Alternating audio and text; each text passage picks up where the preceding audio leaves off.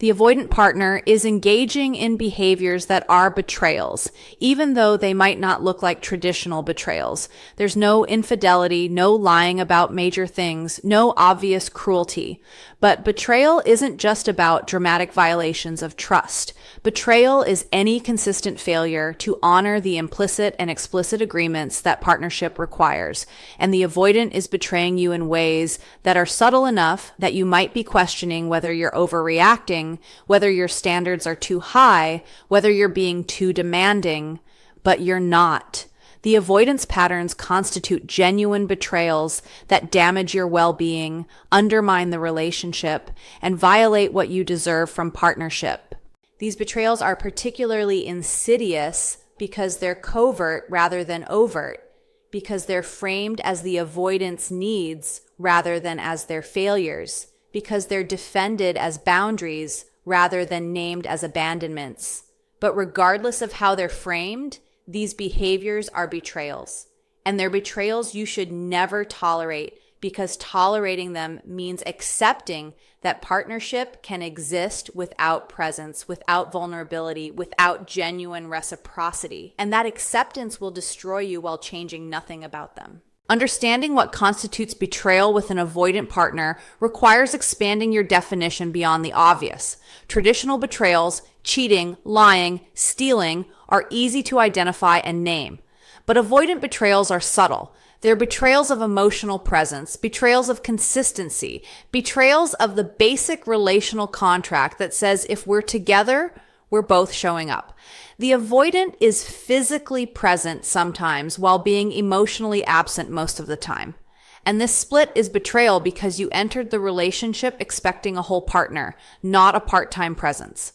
The avoidant is agreeing to relationship labels while refusing relationship vulnerability. And this contradiction is betrayal because the label without the substance is false advertising. The avoidant is accepting your love while being unable or unwilling to love you back functionally. And this imbalance is betrayal because reciprocity is foundational to partnership.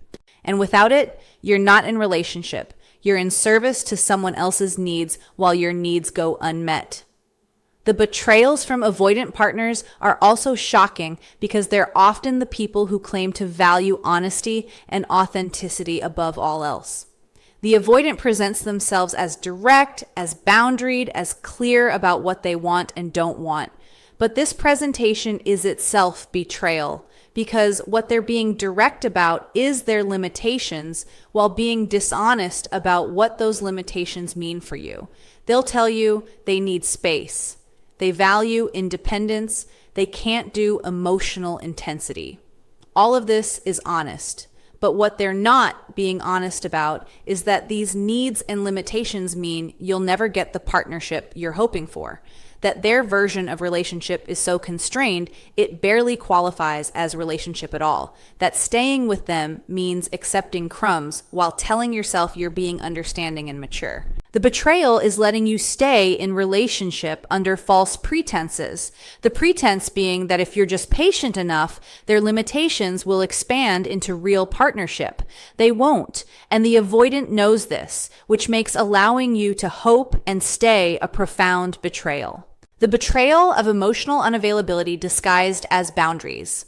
The avoidant partner's most fundamental betrayal is their emotional unavailability that they frame as healthy boundaries. They tell you they need space, they can't handle emotional intensity, they need time to process before they can talk about feelings. And all of this is presented as self-care, as knowing their limits, as having healthy boundaries. But emotional unavailability is not the same as having boundaries. Boundaries are about protecting yourself while remaining engaged. Unavailability is about protecting yourself by disengaging entirely. The avoidant is using boundary language to defend behavior that's actually abandonment. And the betrayal is making you feel like you're violating their boundaries when you're asking for basic emotional presence that any partnership requires. The betrayal manifests as the avoidant being unreachable when you need them most. You're going through something difficult and they disappear. You're upset about something in the relationship and they shut down completely. You need support and they tell you, they can't handle your emotions right now. Every instance of you needing them emotionally is met with withdrawal, and the withdrawal is defended as them taking care of themselves. But partnership means showing up when your partner needs you. That's not violating boundaries. That's meeting the basic requirement of being in relationship with another human. The avoidance framing of emotional presence as too much, as boundary violation, is betrayal because it makes you wrong for having normal human needs while making them righteous for refusing to meet those needs. The emotional unavailability betrayal also includes the avoidant sharing nothing about their inner world while expecting full access to yours. You're vulnerable with them, sharing your fears and hopes and struggles. But when you ask about their feelings, you get deflection or surface level responses that reveal nothing. The relationship is one directional in terms of emotional intimacy. You're known while they remain unknown. You're vulnerable while they stay defended. And this imbalance is betrayal because intimacy requires mutual vulnerability. You're being intimate with someone who's refusing intimacy in return, which means you're being exposed and known while they remain protected and mysterious. The betrayal is accepting your vulnerability while offering none of their own, taking your emotional labor while contributing none of their own, knowing you while refusing to be known. The framing of unavailability as boundaries is particularly betraying because it makes you the problem. When you express hurt about their emotional absence, they tell you you're not respecting their boundaries. When you say you need more emotional connection, they tell you you're being needy. When you request basic presence, they tell you you're asking for too much. The avoidant is using therapeutic language to pathologize your normal needs while normalizing their dysfunctional limitations. And this reversal, where your health is framed as sickness and their dysfunction is framed as wellness, is gaslighting that constitutes profound betrayal. You're being made to feel crazy for wanting what you should be able to expect from partnership. And that's not boundary setting, that's abuse disguised as self-care. The betrayal of inconsistency that creates anxious attachment. The avoidant partner's hot and cold behavior is betrayal of your nervous system. They're warm and present one day, cold and distant the next. They're affectionate on Tuesday, withdrawn by Thursday. They initiate closeness and then punish you for responding to that closeness by creating distance. The inconsistency is not just annoying or frustrating, it's actively traumatizing because it creates anxious attachment even in previously secure people. Your nervous system learns it can't predict safety with this person. You're hypervigilant, always monitoring their mood, trying to figure out what version of them you're getting today. The betrayal is creating conditions where you can't relax, can't trust, can't feel secure, and then blaming you for the anxiety their inconsistency creates. The inconsistency betrayal includes the avoidant pursuing you when you pull back and withdrawing when you move closer. They want you most when you're least available and want you least when you're most available. This push-pull dynamic is deliberate emotional manipulation, even if it's unconscious. The avoidant is managing their own anxiety about intimacy by controlling distance. And they control distance through making you the one who's always adjusting, always accommodating, always confused about where you stand. The betrayal is using you to regulate their discomfort with closeness, making you the person who has to manage both your needs and their fears, keeping you off balance so they can maintain the illusion of control. The betrayal of inconsistency also manifests as words not matching actions. The avoidant says they care about you while their behavior demonstrates indifference. They say they want the relationship while they do nothing to maintain it. They express feelings when they want something from you and withdraw those feelings the moment you need something from them. The gap between what they say and what they do creates cognitive dissonance that makes you question your perception of reality. You heard them say they love you, so why are they acting like you don't matter? You know they said they wanted to be together, so why are they creating constant distance? The betrayal is saying things that create hope and commitment from you while behaving in ways that honor neither the words nor your resulting investment. The inconsistency as betrayal is particularly damaging because it trains you to accept crumbs. When someone is consistently unavailable, you can make a clear decision about whether that's acceptable. But when someone is intermittently available, when they give you glimpses of what the relationship could be followed by withdrawal of that possibility, you stay hoping that the good version will become the consistent version. The intermittent reinforcement is the strongest form of behavioral conditioning. The avoidant is keeping you hooked through unpredictable rewards, and keeping you hooked while being unwilling to show up consistently is using you, which is betrayal. They're getting the benefits of your continued investment without having to invest themselves consistently. And that's not partnership, that's exploitation of your hope and your attachment to maintain supply for themselves while offering nothing reliable in return. The betrayal of letting you do all the emotional labor. The avoidant partner betrays you by accepting all the emotional labor you do while contributing none themselves. You're the one initiating difficult conversations. You're the one noticing when something is wrong. You're the one working to understand their patterns so you can navigate them better. You're the one reading about attachment theory. You're the one suggesting couples therapy. You're the one doing the work of keeping the relationship alive while they just exist in it, contributing nothing to its maintenance or growth. And this imbalance is betrayal because partnership requires shared labor. When one person does all the work of understanding, compromising, and maintaining, the other person is not a partner. They're a dependent being carried through relationship without reciprocating the effort. The betrayal of unreciprocated emotional labor includes you managing their emotions for them. You're monitoring their moods. You're adjusting your behavior to prevent their withdrawal. You're suppressing your needs so you don't trigger their defenses. You're walking on eggshells to maintain whatever fragile connection exists. You're regulating yourself and them simultaneously, which is exhausting and unsustainable. The avoidant should be managing their own emotional responses, but instead they're outsourcing that management to you through making you responsible for preventing their negative reactions. And this outsourcing is betrayal because adults are supposed to manage their own emotions, not make their partners responsible for managing emotions for them. The emotional labor betrayal also manifests as the avoidant never initiating repair after conflict. When there's disconnection, you're the one who reaches out. When there's misunderstanding, you're the one who seeks to clarify. When there's hurt, you're the one who tries to resolve it. The avoidant can stay in disconnection indefinitely, comfortable with the distance, waiting for you to do the work of repair because they always know you will. And this pattern is betrayal because repair should be a shared responsibility. Both people should be invested enough in the relationship to do the uncomfortable work of reconnecting after disconnection. But the avoidant is comfortable with you always being the one to bridge gaps they created, which means they have no incentive to change their behavior because they know you'll always do the work of fixing what they break. The betrayal of emotional labor imbalance is profound because it means you're in relationship with someone who's benefiting from relationship without contributing to it.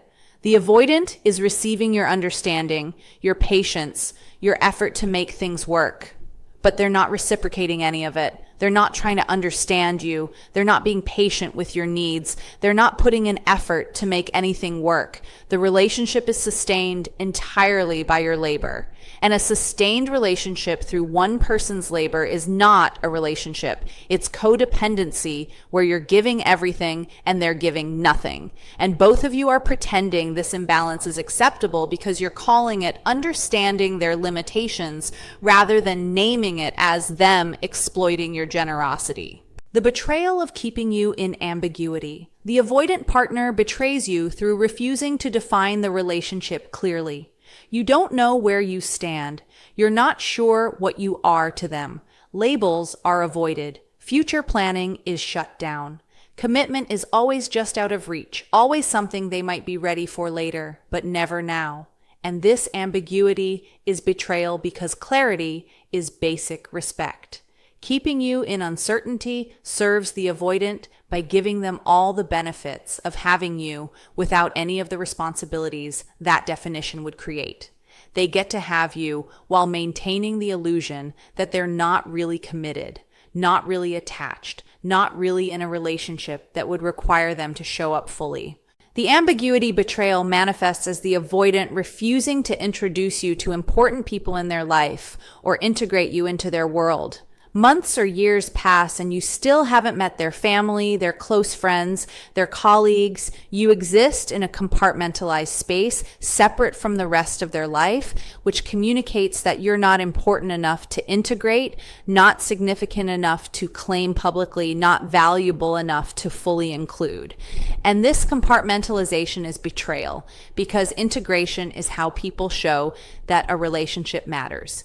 Keeping you separate signals you're optional, you're secret, you're not real in the way relationships are real when they're woven into the fabric of someone's life. The betrayal of ambiguity also includes the avoidant maintaining options, keeping themselves available to others while expecting you to be monogamous with them or at least primary in your focus.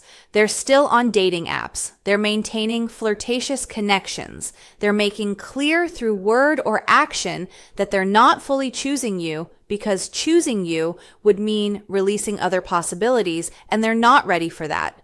But they expect you to have chosen them, to be waiting for them, to be available while they keep shopping around, or at least keep the door open to shopping around. This double standard is betrayal because it's asking you to be all in while they stay half out, which is not fair and not partnership. The ambiguity as betrayal is particularly damaging because it prevents you from making informed decisions about your life. If you knew the avoidant would never commit, never integrate you, never choose you fully, you could decide whether that's acceptable and leave if it's not. But the ambiguity creates hope that things might change, that eventually they'll be ready, that you just need to be patient a little longer. The betrayal is allowing you to hope when they already know they're not going to give you what you're hoping for. They're letting you wait when waiting is futile. They're keeping you in uncertainty that serves them while harming you. And that harm through ambiguity is intentional even if unconscious, is betrayal even if it's not labeled as such. The betrayal of making you accept less than you need. The avoidant partner's fundamental betrayal is conditioning you to accept treatment that doesn't meet your needs while making you feel like accepting this treatment is growth, is understanding, is maturity. They need space, so you learn to need less contact. They can't do emotional intensity, so you learn to suppress your emotions. They can't commit, so you learn to accept ambiguity. Every need you have is gradually trained out of you through the avoidant's consistent failure to meet those needs, combined with framing your needs as too much.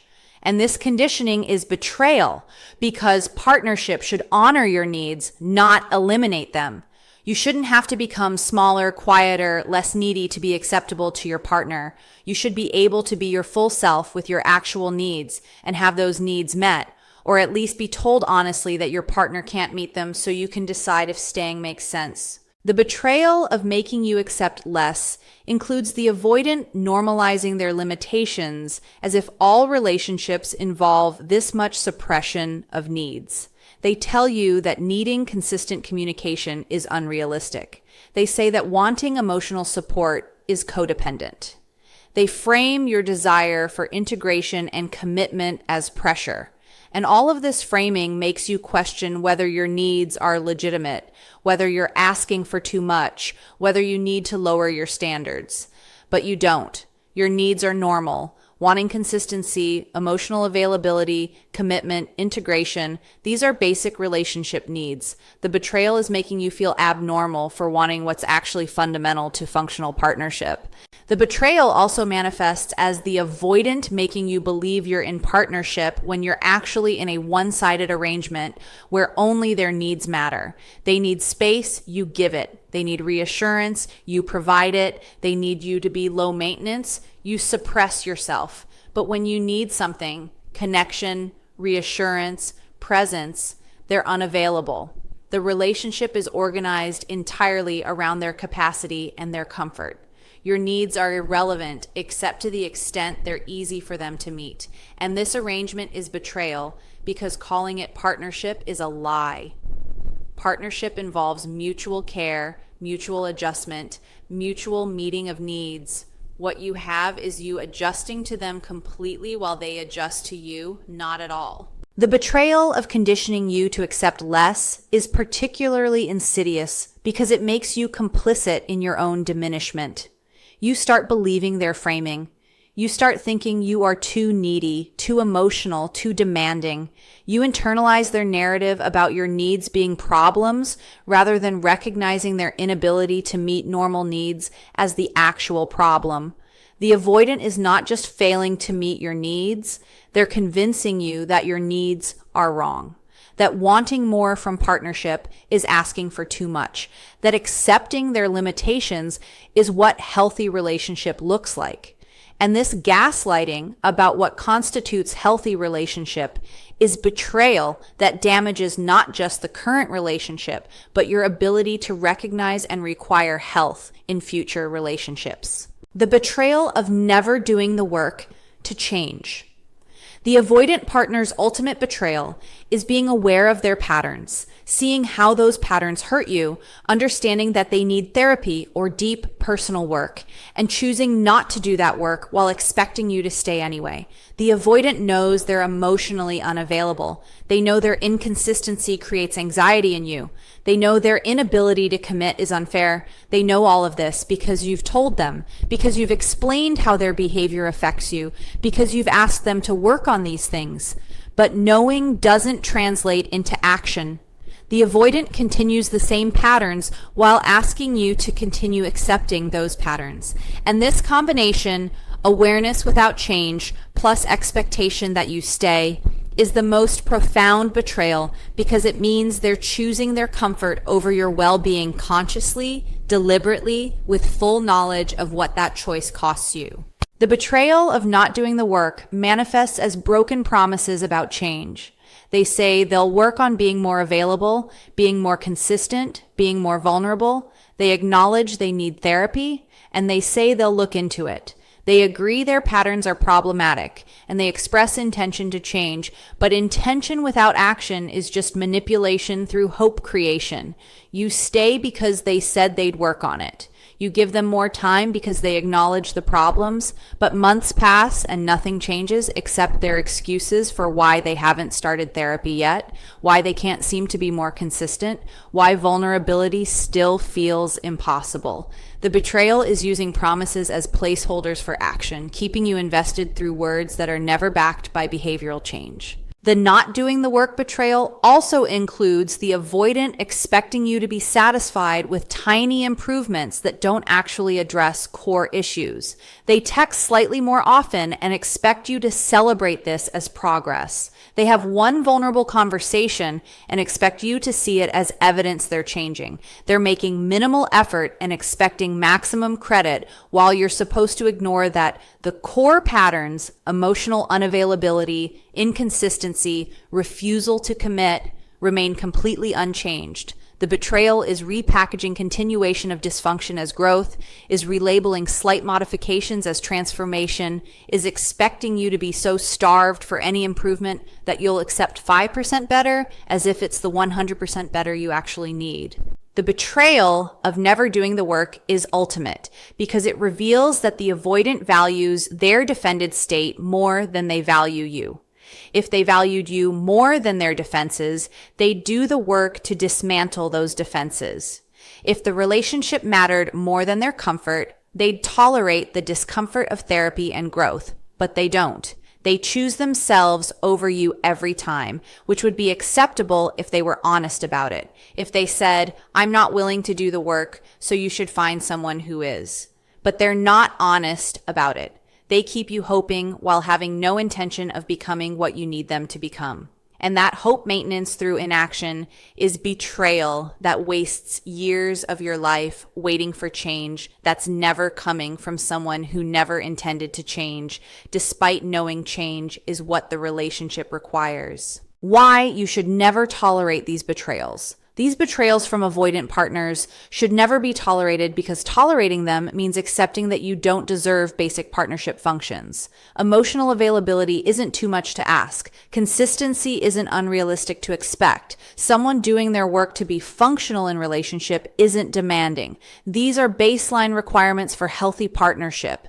And accepting less means accepting that you're not worth health, that your needs don't matter enough to meet, that partnership can exist without presence, balance or growth or reciprocity. And once you accept these things, once you normalize dysfunction as if it's just how relationships work, you damage your ability to recognize and require health anywhere in your life.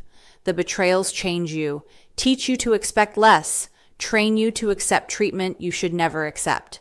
And that training is the most lasting damage the avoidant does, convincing you that breadcrumbs are enough, that limitations are boundaries, that their dysfunction is your problem to manage rather than their responsibility to heal. You should never tolerate these betrayals because tolerating them doesn't help the avoidant. You might think your patience will inspire them to change. Your acceptance will make them feel safe enough to be vulnerable. Your staying will prove they're worth loving and motivate their growth. But it doesn't work that way. Tolerating their betrayals enables them. It removes consequences for behavior that should have consequences. It allows them to continue patterns that limit their life while someone else absorbs the damage those patterns create. Your tolerance is not loving. It's codependent, and codependence doesn't help people grow. It helps them stay stuck while feeling comfortable in their stuckness because someone is making their stuck state sustainable. You should never tolerate these betrayals because life is too short to spend it with someone who's betraying you daily through absence disguised as presence, through limitations disguised as boundaries, through awareness disguised as change. You deserve partnership with someone who shows up emotionally, who's consistent, who does their work, who's clear about commitment, who meets you with equivalent effort and care. That person exists. That relationship is possible, but you'll never find it while you're tolerating betrayals from someone who's incapable of providing it. The avoidance betrayals are not your cross to bear. They're not obstacles to overcome through more understanding or more patience. They're information that this person can't be your person, that this relationship can't be your relationship, that staying is choosing known harm over unknown possibility. And that choice, the choice to stay with someone who's betraying you daily in ways both subtle and profound, is the only betrayal you should never tolerate. Your betrayal of yourself by remaining with someone who's shown you through consistent action they're not capable of loving you the way you deserve to be loved.